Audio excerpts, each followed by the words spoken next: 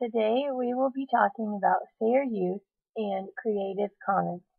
First, let's focus in on the idea of fair use. Media literacy includes both perceptive and productive dimensions, encompassing critical analysis and communication skills, particularly in relationship to mass media, popular culture, and digital media. Media literacy can be taught and learned.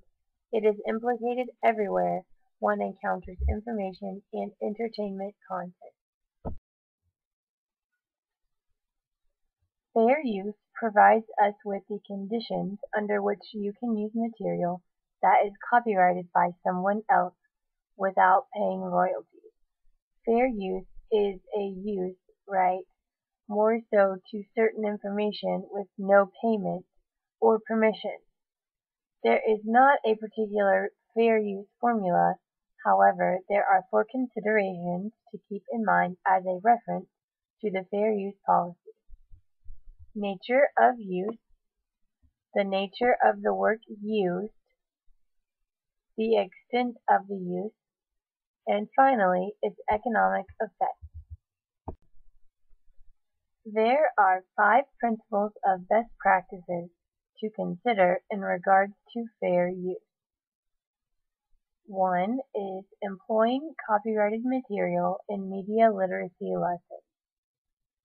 Under fair use, educators using the concept maps and techniques of media literacy can illustrate material from the full range of copyrighted sources and make them available to learners in the class, workshops, in informal mentoring, as well as teaching settings, and on school-related websites. Number 2.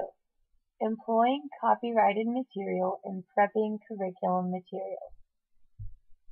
Educators can use all of the following tools: clips, copies, samples of contemporary mass media or popular culture, when teaching concepts and techniques of media literacy.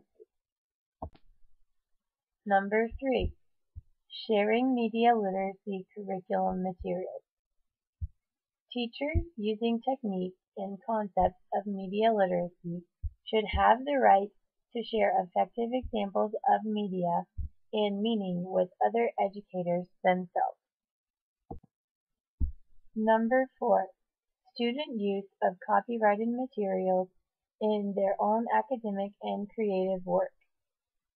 Students should be given the freedom to modify, represent, and incorporate media objects within their own work.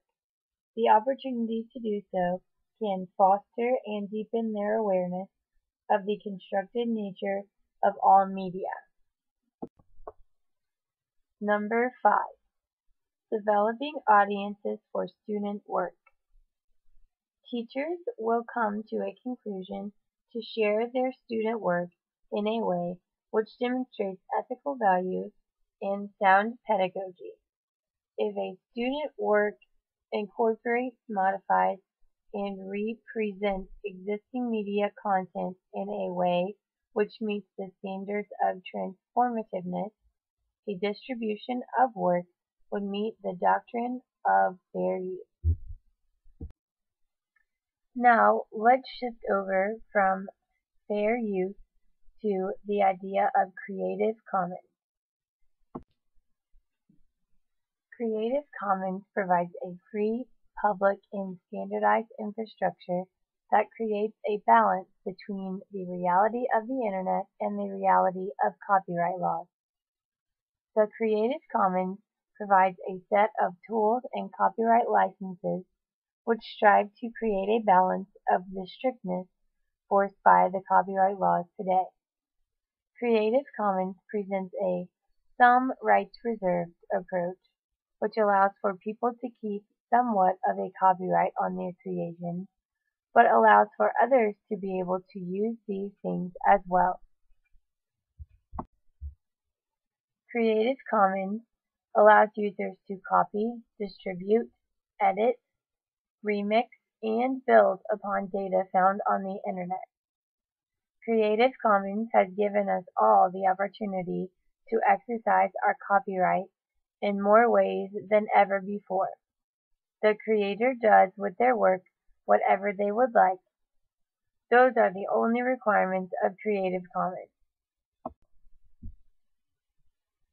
One quote which I really liked that I found on the Creative Commons website said that Creative Commons is a bridge to the future. We are moving from thinking about content to thinking about community. Let's talk a little bit about the Creative Commons licenses. The Creative Commons licenses allow people to share their creativity, which allows for others to learn from it and be inspired from it. Creative Commons is an alternative to fair use. All licensors can get credit for their work. Licensors can choose to grant additional permissions when deciding how they want their work to be used. Owners have the option to allow commercial use and if they want to allow derivative works or not. If the licensor decides derivative works are acceptable, they have the option to choose how that work is to be made available under the same license terms as well.